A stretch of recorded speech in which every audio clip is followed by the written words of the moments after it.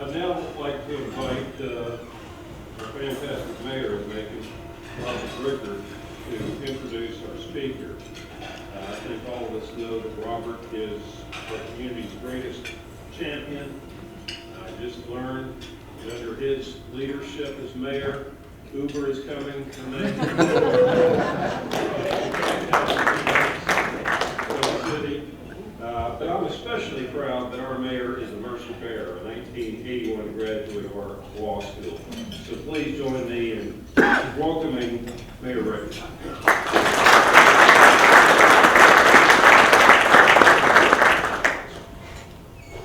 I'm delighted to make this introduction, and I'm as excited about the program as anybody in the room.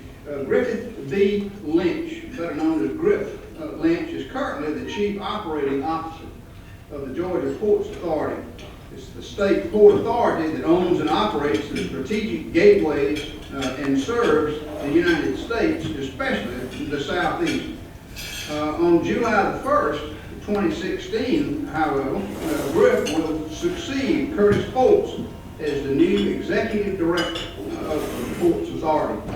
As Chief Operating Officer of the single largest container terminal in North America and second busiest U.S. auto port, Griff is responsible for leading a team of 1,100 employees, sustaining the profitable growth and development of all operations, and maintaining world-class operating standards. His duties include overseeing ambitious capital improvement development programs for multiple deepwater terminals and 2 inland terminals at Columbus and Bainbridge, while maintaining strong relationships with numerous customers, labor officials, and supply chain partners.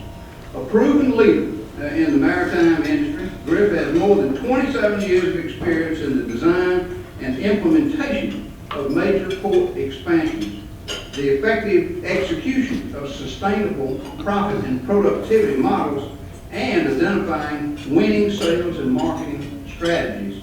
Lynch graduated from the State University of New York at Maritime College in 1988 and immediately began his training as a vessel planner.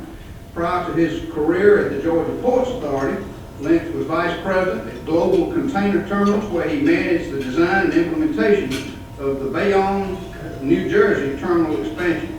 Let's all give a warm Mercer and Macon welcome to Griff Lynch.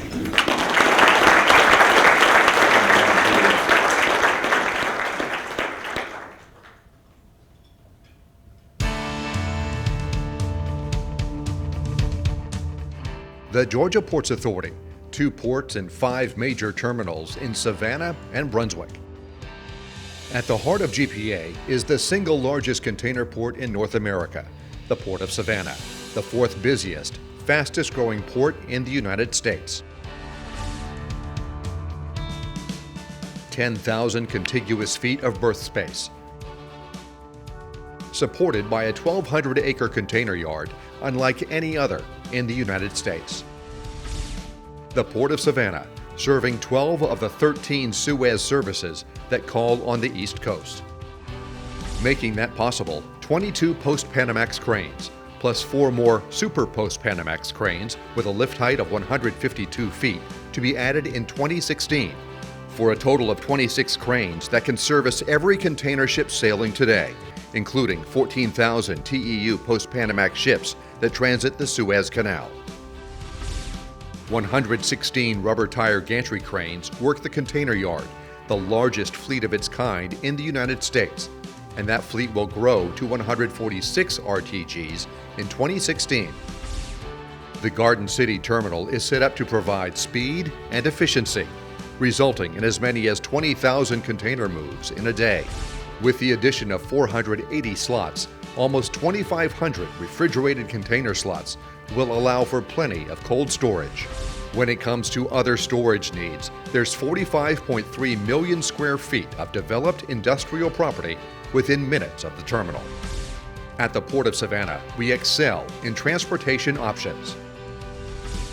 It's all about location.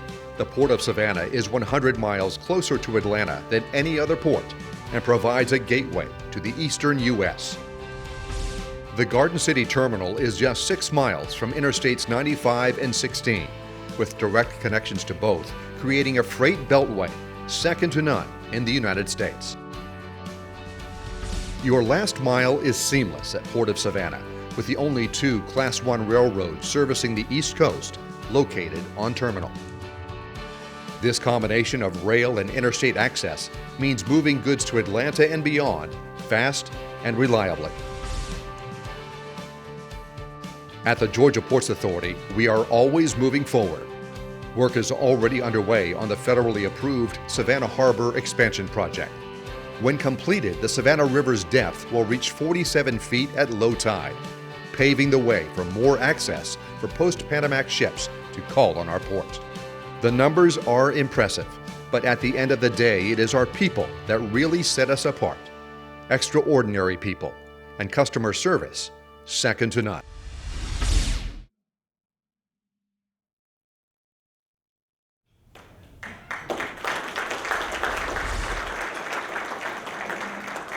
So you heard that I'm starting a video, You heard that I will be taking over the ports on July 1st as the executive director, so I'm a little nervous about that, and I was sitting at the table and I asked President Underwood, you have any advice for me? You're a seasoned veteran. He said, well, you can do what worked for me, and I said, what's that? He said, just start up a football team. So thank you for having us on behalf of the Georgia Ports. I'm excited to be here and share our story with you. And we tried to open this up and actually bring it into our business as well and some current events that are happening, which have some global reach, and it's an important story to tell. The Georgia Ports is comprised of 4 terminals, 5 deepwater ports, but it's really 4 locations. We have Garden City, which I'll spend a lot of time on. That's really the facility in Savannah, and that is the largest container terminal in the Western Hemisphere. We've got Ocean Terminal, also located in Savannah, and that is a break bulk terminal, moves products like steel, rubber for tire manufacturing, so that's a good thing for us. We've got Caterpillar, heavy machinery and things like this. It's a nice little niche terminal we have. And then Colonel's Island is the largest ro-ro port or auto port. Ro-ro is simply roll on, roll off. And we handle, we're the 2nd largest auto port in the nation, and we're handling about 700,000 automobiles a year, which is just incredible. Actually, over the last few years, it has been the fastest growing sector because of the auto business. We've got some real exciting accounts down there. Then finally, we have Mayor's Point, which is also in Brunswick, Georgia, and that's a small break bulk terminal. So the Georgia Ports has far-reaching economic impact. This is not the amount of jobs at the port. This is the state. We have the Terry College School of Business. Every couple of years conduct a study and studying the economic impact. And I told the group earlier today in Atlanta that maybe we're going to change that and reach out to Mercer to help us there. So I think we're up for the job. We'll do it. But the Ports Authority has 1,100 employees, okay? And the reach is 369,000. Somehow touches folks in different industries, and that's a big number. So we recognize the port, the state recognizes the port as an economic engine. Jobs in Metro Atlanta, 167,000, and in Macon, we estimate around the 15,000 range, so that's exciting. Here's the story. Over the last 15 years, our compounded annual growth is almost double every other major port in the United States, and that is a heck of a number. Had we put this chart up 10 years ago, we wouldn't even really be, maybe we'd be number 10 in that range. And so we've outpaced everybody, and we're very excited about that.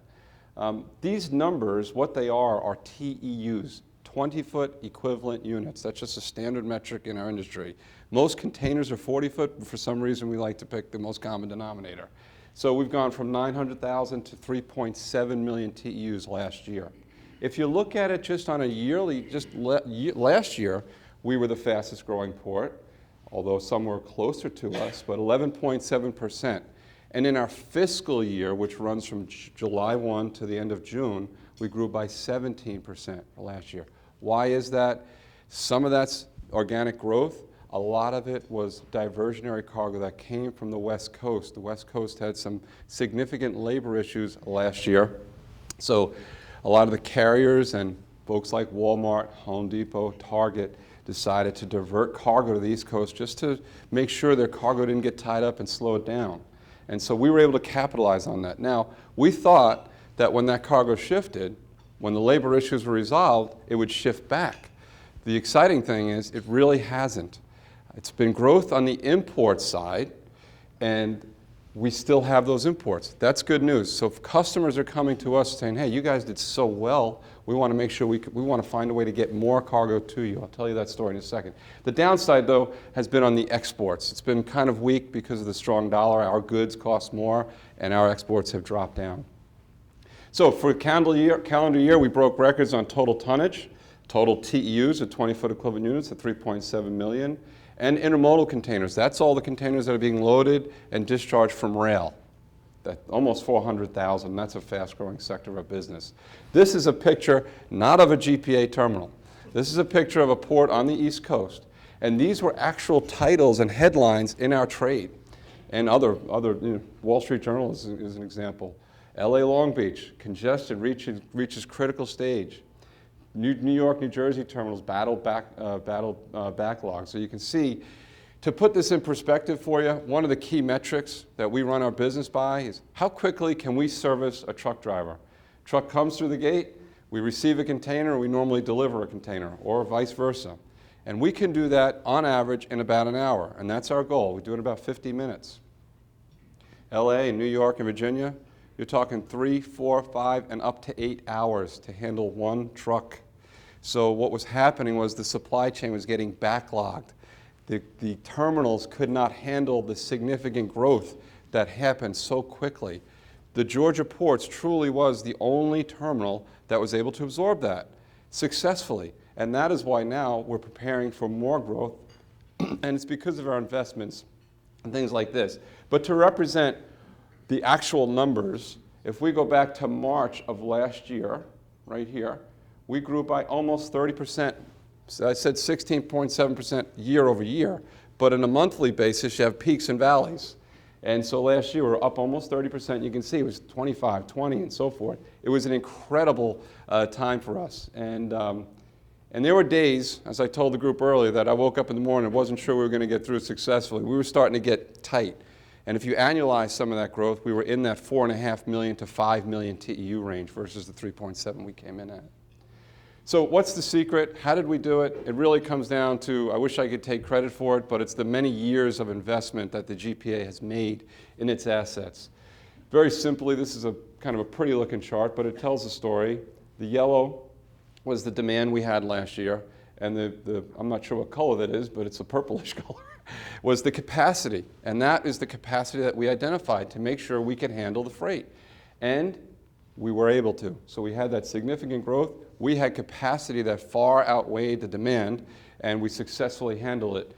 Most terminals, that capacity line is under the demand line, and that's because a lot of them are private terminals, for profit only, and they're only investing exactly what they have to, and that's a big difference for us. So in the past decade, the GPA has invested $800 million in its facilities, and in the future, next 10 years, $1.9 billion. My boss, Curtis Foltz, likes to remind me of that, and that gets me a little nervous when I think about it. This picture is incredible. You cannot see this anywhere else in the United States. It's a picture taken from the Talmadge Bridge in Savannah, looking back at the GPA, and what you see there are 22 ship-to-shore cranes with 8 ships alongside at once. This was taken during that peak season I was telling you about. No one else can do that, and that's our strength. Most terminals could handle 3, 4, maybe 5 ships. We can handle up to 9. And so that is one of our strengths. And those 22 ship-to-shore cranes, we talked about investment. We'll invest $142 million by the close of this year. That's our fiscal year, which ends in June. $100 million is in ship-to-shore cranes. We have 22 today. It's actually going to be 8 more. We have 4 more being built right now in China and another 4 to begin shortly after that. So it'll bring us up to 30 ship-to-shore cranes. The rubber tire gantry cranes, these things that look like Return of the Jedi, those are our yard cranes. Those are $2 million a piece. We have 146 of them out on the facility. Again, unprecedented. And then there's some other key projects. We do 10,000 truck moves a day at the terminal. And it's quite amazing when you think about this large terminal in historic Savannah, just outside the city, and they don't impact each other. And that's the beauty of the story. 10,000 gate moves a day is probably double the next size terminal in the US.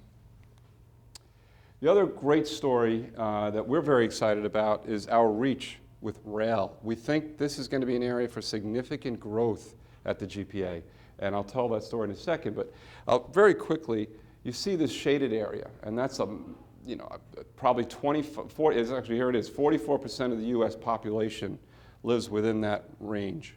And we had a rail executive come through about a year and a half ago. This line used to be like this, okay? And he actually said, why aren't you showing Chicago as a point of access from Savannah? And we said, well, how many days? He said, no. We feel like that is an area that you can service, especially when the Panama Canal is expanded. So we have increased the shade. And this, just a few weeks ago, was quite amazing to me.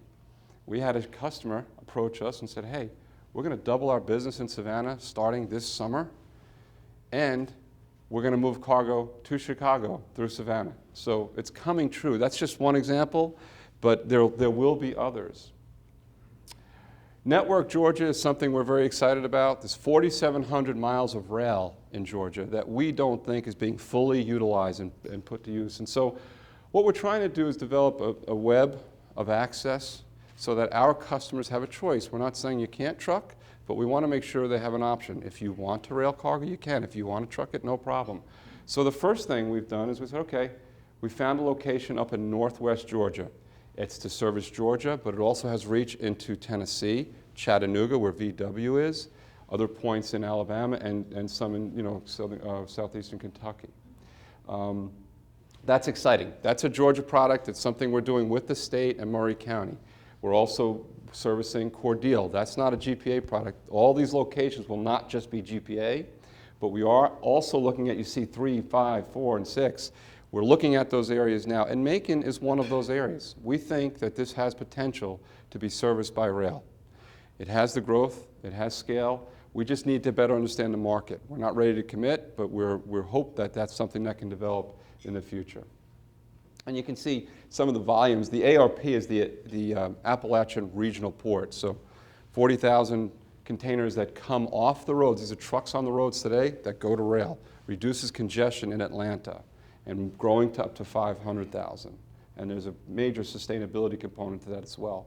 The largest inland port this side of the Mississippi is clearly Atlanta, and that is why the Georgia Port City is what it is. I mean, without Atlanta, we would not be as successful as we are. We're serving that population base, the metropolitan area. So to take you inside of our business a little bit more, these orange lines represent the ship services. It's like a bus, right? They've got a schedule to different ports. There's 2 ways a ship can come to us from Asia. That's 77% of our business. That's why I didn't mention all the other locations. We can go through the Suez Canal or the Panama Canal. The Panama Canal is being expanded. The Suez Canal can handle basically an unlimited size vessel. And the key is how many ports are you first in and last out? So the first in means your port is the first discharge port coming from Asia or anywhere else, and that's good for imports. Last out is important for exports. It just reduces the transit time to the customer, and that's what this is all about. We have 38 weekly services, 38 ships a week calling Savannah. You can see other ports and where we stand. We're second only to New York and growing. This is kind of the market, and you see the Suez is 46%, Panama's 33%, and the other areas of the world that we service. That will change over time. Panama, if you went back 5, 6 years ago, Panama would have been much larger than the Suez. But because the Panama Canal could not handle larger ships, they've lost a lot of market share. So these are some of the key dynamics in our industry that I'm going to talk about. Large vessels, overcapacity, ocean carrier consolidation. This large vessel issue, it's a good thing and it's a bad thing for the carriers.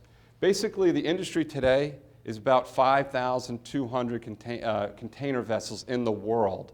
And they equal, total capacity is about 20 million TEUs, 20 million 20-foot containers. And the average size vessel is 3,800 TEUs, just doing the math. I was told the group earlier, I get nervous because we're on a college campus here, and this makes me nervous talking about math. But container ships ordered that are actually being built to be delivered over the next 2 to 3 years are 470. So you see that it's less than 10% of the number of vessels that exist, but the capacity that it's adding is around 20%. So what's happening is the ships are getting larger. This picture was taken probably 6 or 7 years ago. That is the Emma Maersk. It is a 15,000 TEU ship versus a 6,000 TEU ship. When I came in the industry about 27 years ago, the largest ship on the water was 3,800 TEUs. That's 6,000, that's 15,000, and the largest ship being built today is over 20,000 TEUs. It's massive, okay? So this is about the size ship that could fit up the river. This ship couldn't because the house is too high. It would hit the Talmadge Bridge. So for folks that have been on the bridge or in Savannah, you see that you've seen the bridge in Savannah, that ship could not fit under it. But they are making ships that could at about 14,000 TEUs. So the carriers have built all these vessels. They're building too many vessels. They do it because they want to reduce the slot cost, the cost to move a container from point A to point B. And because they've built too many and the business hasn't developed globally like it needs to, there's going to be carrier consolidation. Last week in our industry was probably, and I don't think I'm exaggerating, one of the most tumultuous weeks that we've had in 20, 30 years, okay? Just to kind of set this up, these are the carriers. These are our customers that pay us. They own ships. There's about 20 or 30 of them that represent most of the world. The container business for us represents 87% of our revenue, okay? You got Maersk Line, they're the number one, MSC, CMA. Going back to 2011, they were operating individually, not really sharing vessels or alliances. You had a couple carriers teaming up to share their vessels. So what's happened in the last few years? These guys here, they were 3 and 3. They merged into one. That's the G6. Maersk and MSC started sharing ships to rationalize. They went to the 2M. These 3 became the 03. In the last few months, Costco is merging with China Shipping. China Shipping is disappearing. CMA is buying APL. Last week, Hapag-Lloyd announced that they're going to buy United Arab. These 4 carriers said, we're going to all merge. We'll forget about the alliances we're in. We're leaving, and we're going to get together because they think they have the best play. They have the best ship size. Hanjin, a Korean carrier, announced on Friday, this is all one day after the next, they're going into receivership. The chairman stepped down. The banks are running it. And the next thing is Hyundai Marine, another Korean carrier, is in the same position. That was announced about 2 weeks ago. That's just the beginning. We think there's going to be a greater consolidation. Less carriers will exist in a few years because there's just too many vessels. A vessel costs about $200 million to build. And it's a good thing. It's going to hurt a little bit, but in the long run, it'll be good for the industry. There's too many ships. It also means the larger ships are going to come to Savannah as a result because these vessels need to go somewhere. That's the largest ship that's ever called. That's a 10,000 TEU ship coming up the river to our port. If you could just take one moment to read some of these quotes, it's pretty interesting. This was written by a man in Savannah, and I'd like to ask you when you think this was written. If anybody wants to say, I'll give you 2 seconds to answer. The completion of the Panama Canal will, in all probability, greatly benefit Savannah commercially. And you see some impacts on financials and recognition of the importance of the Savannah River has allowed 40% increase in size. So this was written in 1913.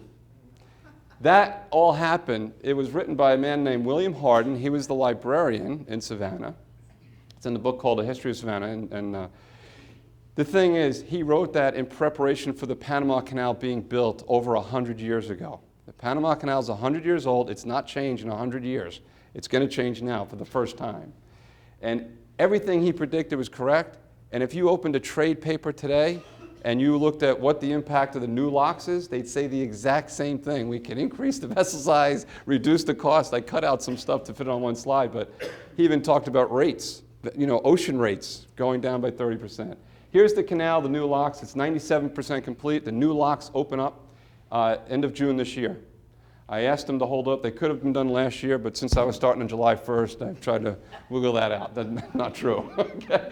But that'll allow ships 3 times the size that can go through it now to transit and call the East Coast.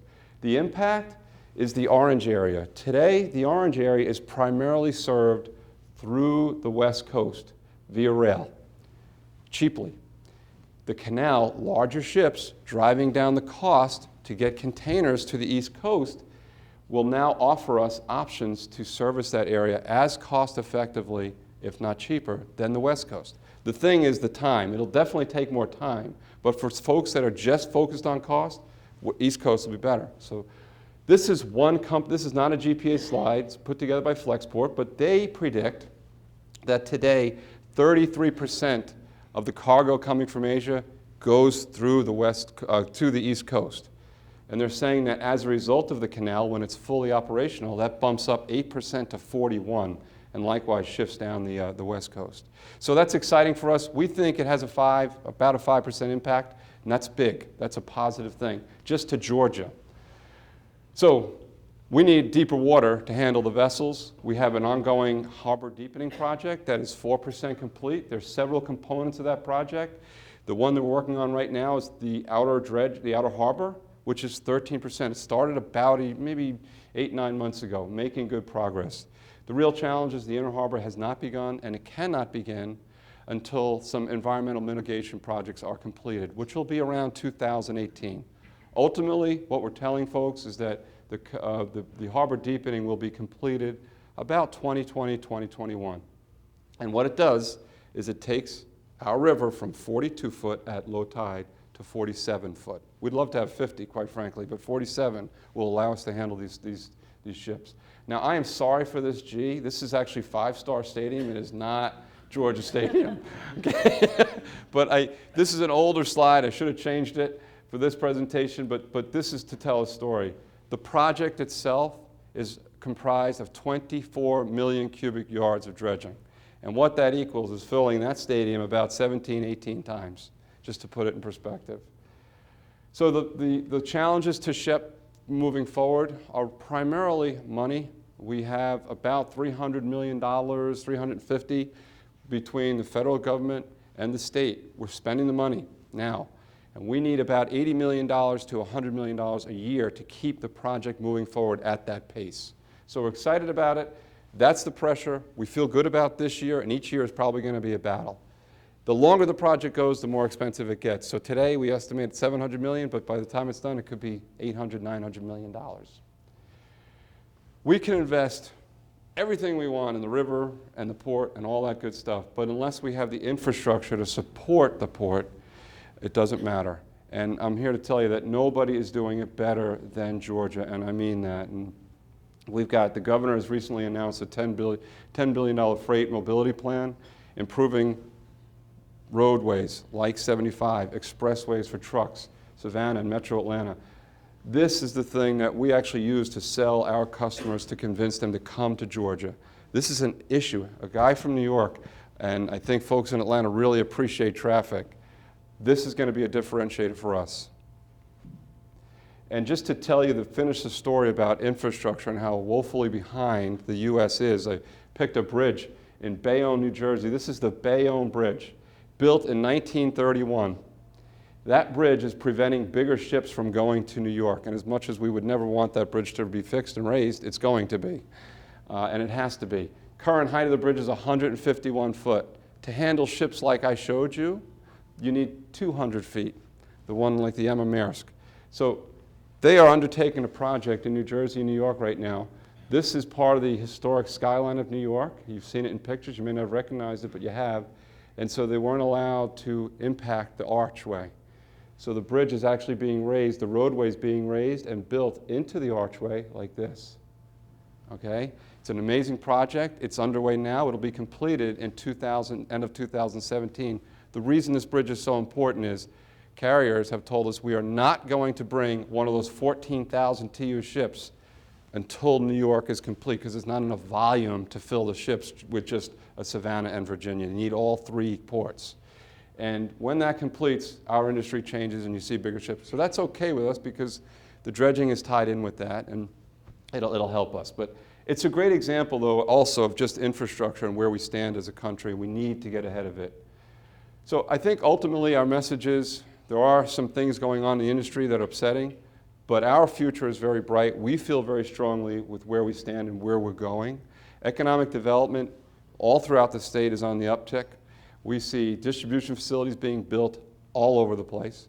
We have customers. There's more activity now than there has been in years, and I'm told by the folks that have been with the GPA much longer than I have that they haven't seen this in probably 15 years, with shippers saying, hey, we want to move to Savannah. So we're excited about that. The canal expansion is going to bring business to us. We have the population growth on our side. And finally, another dynamic is e-commerce. You know, Amazon is changing our world, and others are going to follow and service the customer directly. And that will, I think we stand in very good position to grow with that. Finally, the last thing is it's all about capacity, as I started with. This is the Garden City Terminal. This is the river. We have other land that we can develop for future terminal capacity, and that is exciting. We don't have to develop that now. The Jasper Ocean Port, which you probably may have read about, that's a collaboration between South Carolina and Georgia that needs to happen probably 15 years from now. And actually, I think on early next week, there'll be a state of the port for Jasper.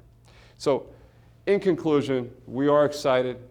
We thank you for having us. We love sharing our message, and we thank you all for your support of the ports. Thank you.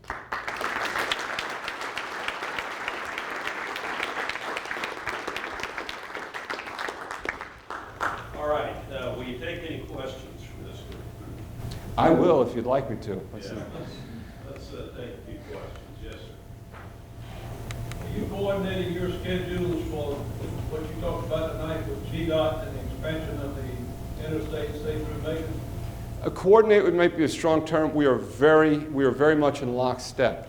We can't control some of the outcome, the timing of the. We'd love to have the SHEP project done already, quite frankly.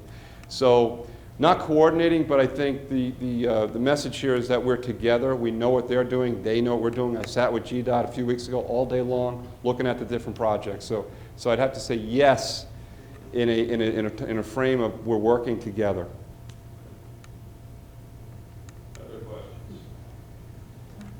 Yes, ma'am? Okay, sorry. Can you say a word about human resources? How many people you employ, where you get your talent, and what kind of talent you look for? We have 1,100 people at the Georgia ports, probably about 200 on the management side, and the remainder on the hourly employees, so heavy equipment operators and foremen and things like this. We recruit from all over. Somebody asked me a question today, and I really answered it wrong. For me, what I look for in a person, besides the fact that they have to be from New York, just kidding. No, what I look for in a person, it's really about attitude. We can train people. We need young folks that want to make a difference. And if they do and they come with the right attitude, it doesn't matter what your degree. My degree was in computer science, and I'm involved in terminals. It doesn't matter. You want to work outside, you want to work in the field, engage with people, and it can be a great career. Beverly. With your quick turnaround in transporting, getting the crates off of the trucks and getting the crates off of the boat, is there any, I'm concerned about safety. Security. Is there anything like that there possibly could be, bombs put in something? Every container that departs the terminal goes through a radiation scan, and that is manned by U.S. Customs, not the Georgia Ports Authority. And if anything, more containers get scanned, more alarms go up because of some of the composite, the way they're measuring that. But the bottom line is there's no way a bomb is getting in as a bomb into the general public. I feel safety-wise, so from a security safety aspect, is that where your concern is? Yes, and also transporting it by train, because we have a lot of trains that go by. Yeah, from a safety perspective, in most of the freight we're handling is dry goods, so not chemicals and things like that, although there are some. And I would tell you that I think our industry is very safe, and the Georgia Ports does it better. We're very focused on safety on the terminal for our own people. Okay, so we feel good about that. Once you get the depth to 47 feet, what do you have to do to keep maintaining it so that, you know, it stays at 47? That's a great question. Spend about $20 million a year just to maintain 42 foot. Because it's a river, and there's siltation coming down the river. And so it depends on the rains and the weather and things like that as to how much flow there is in the river. So that budget, though, doesn't really change. Once you have the initial capital investment to reduce it, as we understand it, it should be about the same budget to maintain the river. But it's significant. It's a significant effort. And that occurs all throughout the U.S. And one thing I failed to mention that I should, when we talk about the capital investments of the GPA is making, that is all from our cash flows. That is not necessarily state dollars. That's us making money and putting money back into the business. Other questions? Yes, sir. Where does the material go that you dredge up? What do you do with that? Well, that's a great question. The material, where does material go that we dredge? It's going to go right here to help build this terminal.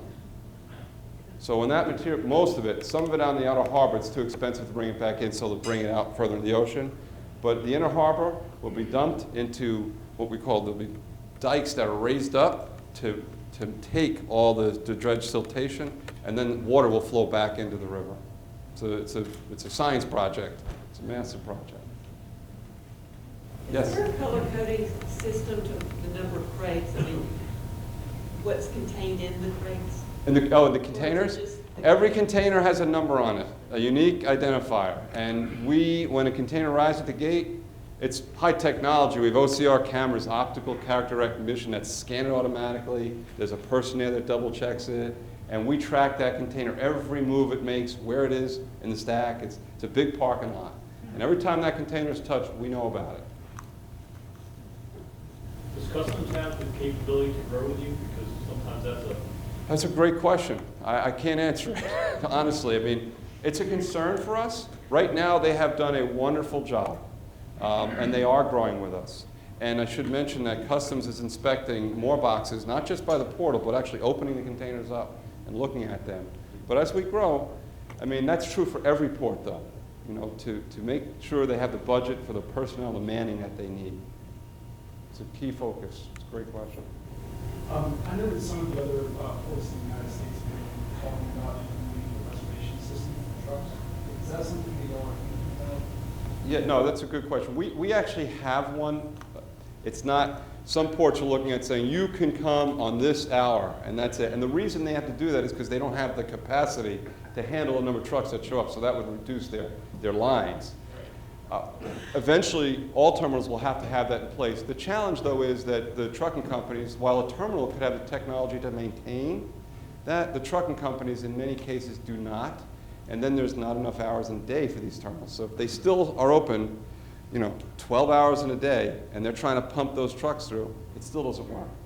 So it has to happen. We have an advice system now, so we know when people are coming. We don't tell them when they're coming, but they can tell us, and then in the future, we can tweak that and tighten up the windows, but it needs to happen. You talk a lot about the trucks in and out and how quickly it can service, but the rail system in the U.S. is so unreliable. How do you address that? Right now, the rail system in the U.S. is more reliable. You are absolutely correct if you go back a year ago, but one of the things that's happening in the rail industry is coal has dried up. And what that has done is freed up a lot of capacity. The railroads, just like the Bayonne Bridge, need to be enhanced and improved, for sure. But today, I'm here to tell you that they're doing a much better job. They've invested in people, in power, and they have less traffic now because of the coal. So they're trying to utilize that business. Yes. Do you have to negotiate with unions or some of the groups? At the GPA, we have unions on the terminal. We have our employees that are Port Authority employees. They handle equipment. We do have unions working on the vessel side and at the gates. They are employed by other employers that are partners of ours. I can tell you my whole career has been working with unions directly, and I have negotiated with them. And we've always had a great relationship. The GPA's relationship with the unions is much better than I would tell you in any other port. And the union here, the ILA, it's the International Longshoremen's Association, recognize that they are a key stakeholder and partner, and that without them, nothing happens, but they won't grow.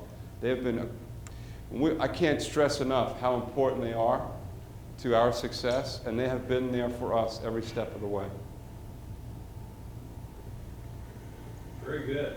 Thank you for a great presentation. Thank you. Thank you much. Appreciate it.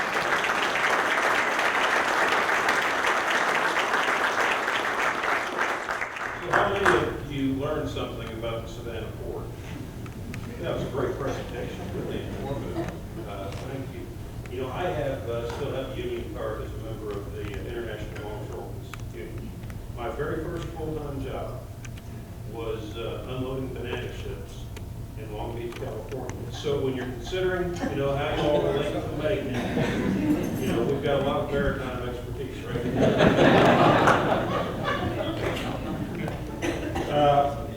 We have a gift for you. I'm not sure what it is. I'm checking right now. All right. This is a Mercer Bears t-shirt. Make sure you wear that when you're jogging around Savannah.